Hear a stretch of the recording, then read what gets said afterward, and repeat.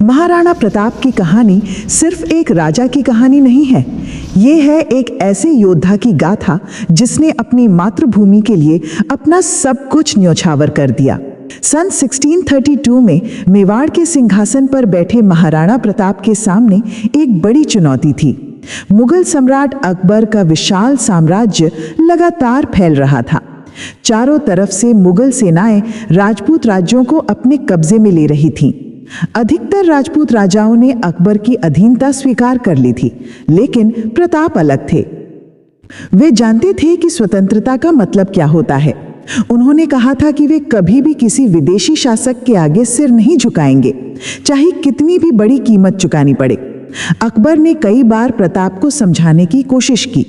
उसने राजा मानसिंह और टोडरमल जैसे प्रभावशाली दूत भेजे। उसने धन दौलत, जागीरें और ऊंचे पद का लालच भी दिया, लेकिन प्रताप का जवाब हमेशा एक ही था, स्वतंत्रता से बढ़कर कुछ नहीं।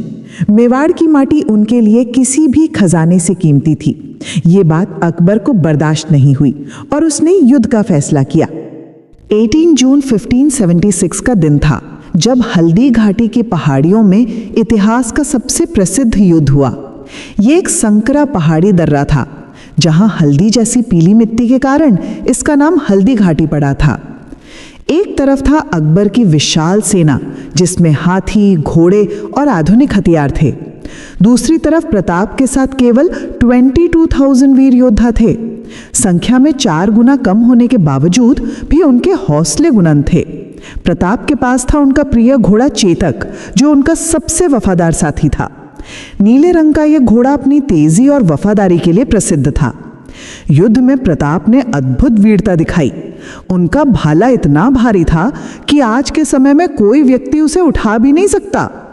युद्ध की शुरुआत में प्रताप की सेना ने मुगल सेना के केंद्र और पंखों को तोड़ दिया था, लेकिन संख्या में कम होने के कारण और लगातार आने वाली मुगल सेना के सामने उन्हें पीछे हटना पड़ा।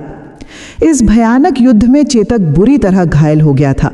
उसके पैरों में भाले लगे थे, खून बह रहा था, फिर भी उसने अपने स्वामी को सुरक्षित स्थान तक पहुंचाया। चेतक की ये वफादारी की कहानी आज भी लोगों के दिलों को छू जाती है।